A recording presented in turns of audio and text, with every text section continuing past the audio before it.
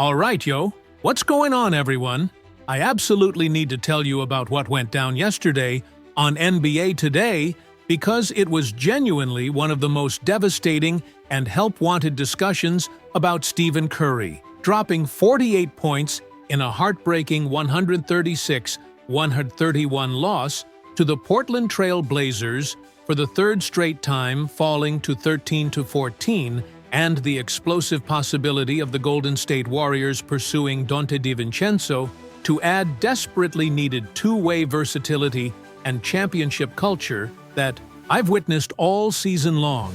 And I'm not exaggerating when I say that Malika Andrews, Brian Windhorst, Kendrick Perkins, Richard Jefferson, and the entire panel spent nearly 4 hours meticulously dissecting how Curry went 16 of 26 shooting, including 12 of 19 from three-point range for 48 points. Yet the Warriors couldn't beat a Blazers team that's better than their record suggests, but still aren't at full strength. The mind-boggling defensive collapse allowing Jeremy Grant 35 points and Shaedon Sharpe 35, points plus Denny Avdija 26, while getting nothing from Draymond Green, who had 8 turnovers. Despite a solid offensive start, the inexplicable offensive possessions, where they went up 10 points early in the fourth quarter, then didn't give Curry the ball for 2 straight possessions, including Quinton Post looking off Curry with 16 seconds on the shot clock to pass to Buddy Hield for a contested step-back 3. The roster construction failures with no rim protection, allowing layup lines and offensive rebounds, killing them, and most explosively, this comprehensive argument about why the Warriors desperately need to pursue DiVincenzo, who previously played for Golden State in 2022-23 and would bring that winning culture mentality he learned from Curry and Draymond. Elite three-point shooting at 39.7% during his Warriors tenure, versatile perimeter defense to replace departed pieces,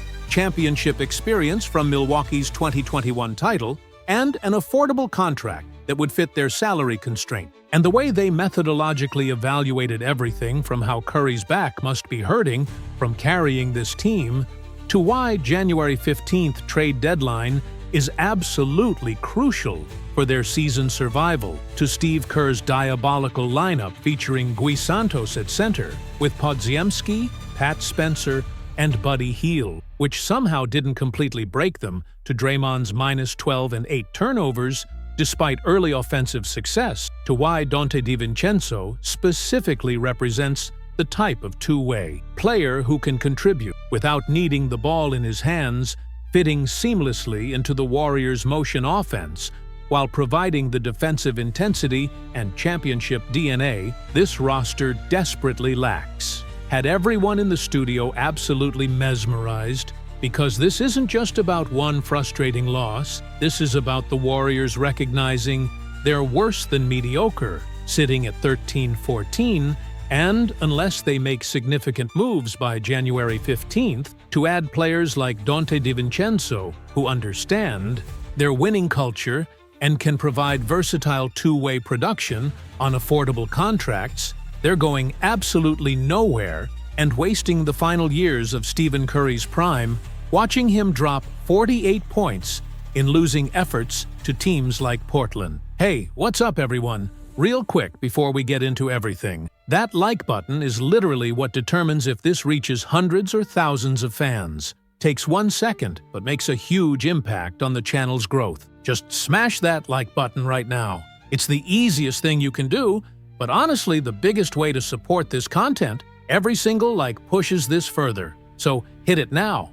So NBA Today opens, and Malika Andrews has this absolutely exasperated intensity, like she just watched a generational talent get completely wasted by roster inadequacy. And Malika immediately establishes that it's time to get out the help wanted sign, because it's very clear that Steph Curry's back is going to start hurting soon from carrying this basketball team after he went for 48 points, and the Warriors fell for the third time this season to the formerly 9-16 Portland Trail Blazers. And Malika talks about how the team that eliminated them from the NBA Cup is now the team that has beaten them for the third straight time, giving them a losing streak.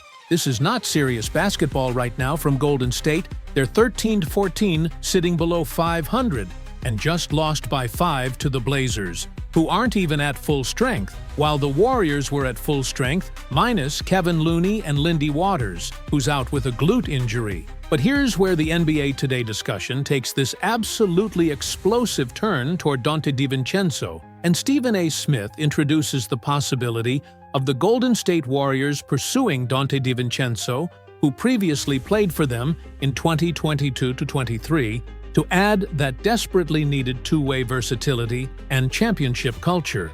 And Stephen A. gets really passionate explaining that Donte DiVincenzo would be absolutely perfect for what the Warriors need right now. And throughout the entire rest of the segment, he repeatedly emphasizes Donte DiVincenzo knows their winning culture. Donte DiVincenzo shot 7% from 3 with them before. Donte DiVincenzo brings championship experience. Donte DiVincenzo fits their system perfectly, making it abundantly clear this is a reunion that makes tremendous strategic sense for Golden State's desperate situation. Tim Legler, who's always been incredibly analytical about roster fit, immediately jumps in explaining the specific motivations for why Donte DiVincenzo returning makes so much sense. And Legler talks about how DiVincenzo himself previously stated that he wanted to return to a winning environment with a simple team-first basketball culture, which is exactly what he found in Golden State. And Legler makes this argument that the influence of players like Stephen Curry and Draymond Green creating an environment focused on we instead of me was a decisive factor for DiVincenzo when he originally signed there, and returning to that culture after his time with New York would be incredibly appealing, especially now that he sees what true championship contention required. And Legler keeps saying, Donte DiVincenzo knows their culture. Donte DiVincenzo fits their identity. Donte DiVincenzo wants winning basketball, emphasizing the cultural alignment. Scott Van Pelt then addresses what he thinks is one of the most compelling aspects, which is how DiVincenzo would fill the exact void the Warriors currently have.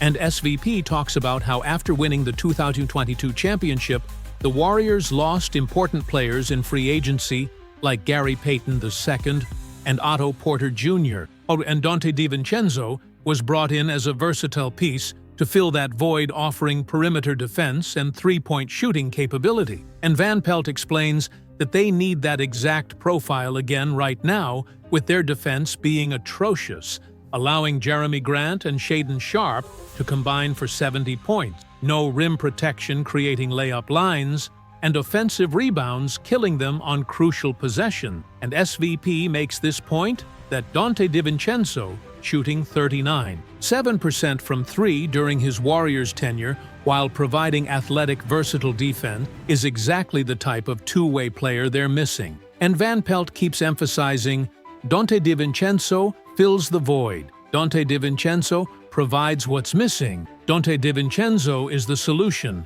making it clear he's the logical target. Stephen A. Smith then makes what I thought was the most important observation about the contract affordability, and Stephen A. talks about how Donte DiVincenzo originally signed a 2-year, $9.3 million contract with the Warriors, which was considered a steal by the specialized press because he had potential to produce way more than that value, especially after recovering from an ankle injury. And Stephen A. explains that his current contract situation remains attractive for Golden State's salary cap constraints.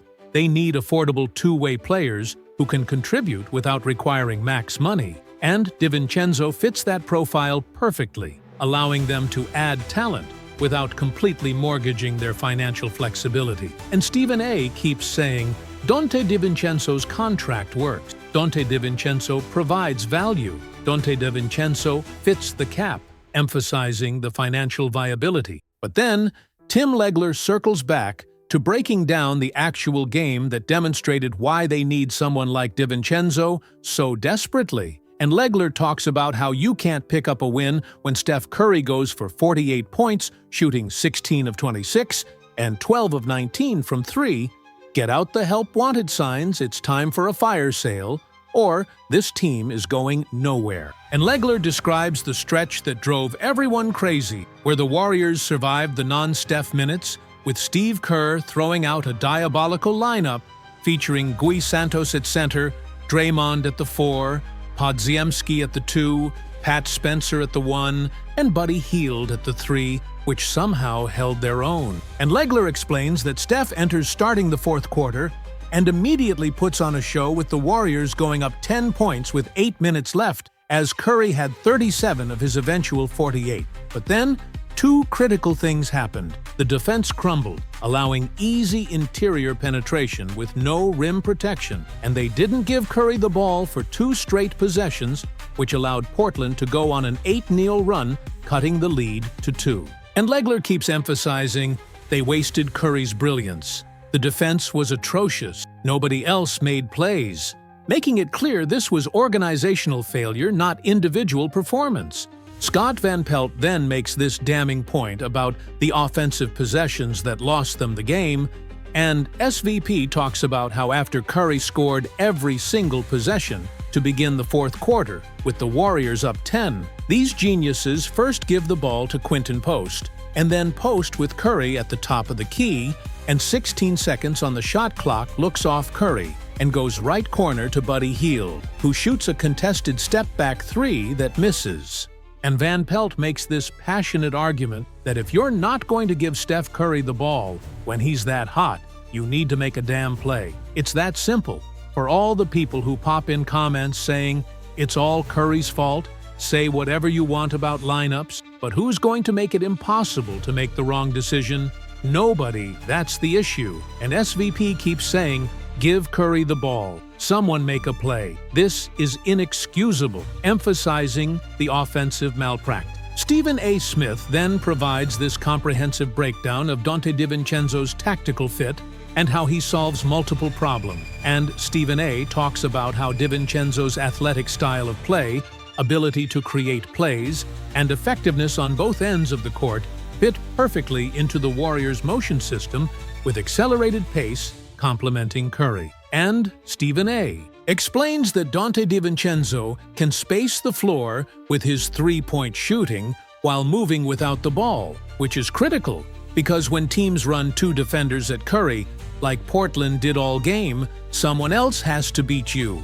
And DiVincenzo is exactly that type of player who doesn't need the ball to be effective, but makes winning plays when it comes his way. And Stephen A. makes this argument that DiVincenzo's championship experience from Milwaukee in 2021 plus 2 NCAA titles at Villanova gives him the pedigree to handle pressure moment, and his familiarity with Golden State's system from 2022 to 23 means there's no learning curve he can contribute immediately. And Stephen A. keeps saying, Donte DiVincenzo fits seamlessly. Donte DiVincenzo knows the system. Donte DiVincenzo makes winning plays, emphasizing the plug-and-play nature. Tim Legler then addresses Draymond Green's disappointing performance, which further demonstrates the need for help. And Legler talks about how Draymond had 8 turnovers, finishing -12, despite a solid offensive start, where he had 14 points, 7 assists early, making people think, is this 2015-16 Draymond who could score? And Legler explains that 14 points from Draymond with 8 assists would be great, except he had those 8 turnovers, which is unacceptable. And down the stretch, they got nothing from him offensively, nothing from DeAnthony Melton, who was 0 of 5 shooting, nothing from Buddy Hield late, despite getting open looks. And Legler makes this point that the Warriors lost the rebounding battle 43-36, with offensive rebounds killing them on crucial possession, including one where Murray got a rebound over Draymond, leading to an easy bucket. And that goes back to size and roster construction being fundamentally flawed. And Legler keeps emphasizing roster construction is broken. They have no size. They need versatile players, making it clear wholesale changes are necessary. Scott Van Pelt then makes this sobering observation about where the Warriors actually stand, and SVP talks about how this current team is going nowhere. They're 13-14, sitting below 500, and just lost with Curry dropping 48, including 12 threes, which should never happen. And Van Pelt makes this argument that January 15th is absolutely crucial one way or the other, because the current roster construction simply isn't good enough. You need players that can complement Curry without requiring the ball. And someone like DiVincenzo, who's done it before in their system, represents the type of acquisition that could actually move the needle. And SVP explains that this isn't about reshuffling Titanic deck chairs with rotational adjustments. Steve Kerr's rotations aren't great, but maybe they're 15-14 instead of 13-14 with better rotations. The fundamental problem is talent and two-way capability. And Van Pelt keeps saying, January 15th is critical. This roster doesn't work. They need significant moves. Making it clear, minor tweaks won't solve anything. What really struck me watching this entire NBA Today segment was how the panel used Stephen Curry's absolutely wasted 48-point performance, going 16 of 26 and 12 of 19 from 3 in a devastating 136-131 loss to Portland for the third straight time, dropping them to 13-14 as irrefutable evidence that the Warriors desperately need help. And the explosive proposal to pursue DiVincenzo, who previously played for Golden State in 2022-23, makes perfect sense because he brings that exact winning culture mentality learned from Curry and Draymond, focused on we instead of me. Elite three-point shooting at 39.7% during his Warriors tenure, providing floor spacing, versatile athletic perimeter defense to replace departed pieces like Gary Payton II and Otto Porter Jr. Chad Tite's championship experience from Milwaukee's 2021 title, plus 2 NCAA championships at Villanova, giving him pressure game pedigree, tactical fit into their motion offense where he can contribute without needing touches, and an affordable contract that allows them to add talent while managing salary cap constraints.